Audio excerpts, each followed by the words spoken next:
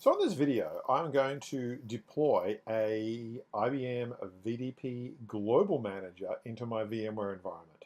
So to do this, I'm going to choose the cluster I want to deploy it into and choose Deploy OVF Template. And then from there, I'm going to choose the OVA for the Global Manager. So in this case, it's called AGM 810, but it might be different. But either way, we want the Global Manager. Choose that, kick on.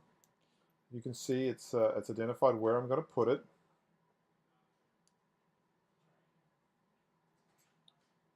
Chosen my cluster.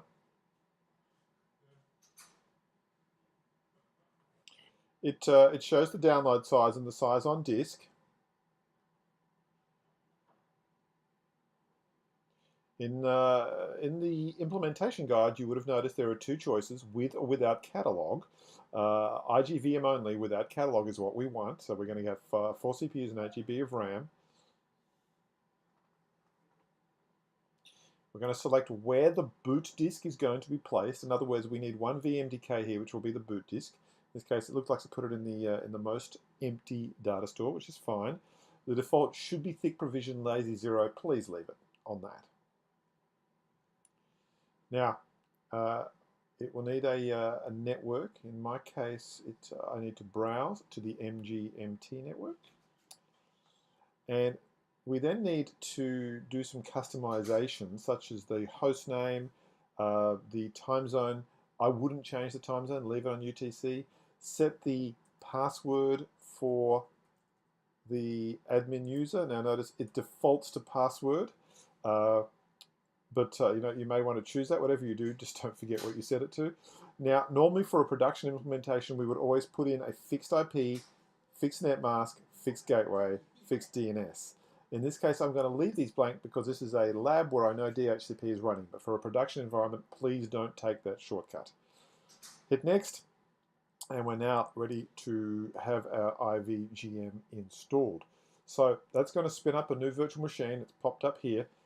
And it's currently being built as we speak. So if I go to tasks and events, we should be able to see a variety of events is occurring, such as the VM being deployed and the template being written out. So once all of these things are finished, I'll then be able to right select on it and power it on. Now, obviously, if I've given it a fixed IP, yeah, it's not ready yet. So once it's ready, we'll be able to power it on and then be able to learn what its IP address is. Okay, so we're now ready to power on our IVGM. And once it's powered on, I'm going to go to the summary page to learn its IP address. So we can see from the console that things are happening. So we'll just wait for that to happen. I'm just going to pause the video. Okay, so we can see it's got an IP address of 1065.5.168, and so I've pointed my web browser at 1065.5.168, and you can see the VGM, Virtual Data Pipeline Global Manager logon. Now the default user is admin, and remember we set the admin password during the install, so if you didn't set it to password, if you set it to something fancy, I hope you remember what it is. So, and then we can log in. Now, the first time you log in, you will get a rather long license agreement. So in the style of all IT professionals, I'll read every single word before scooting down to the bottom and hitting agree. Notice if you do like to torture your colleagues, you can hit show again. So every time they log in, they see the same thing. And now I've logged in and I'm on a IVGM with no appliances. So at this point, it's saying, hey, I'm here to manage an environment, but I have nothing to manage. So at this point, we actually need to add a VGM, which means we need to install one.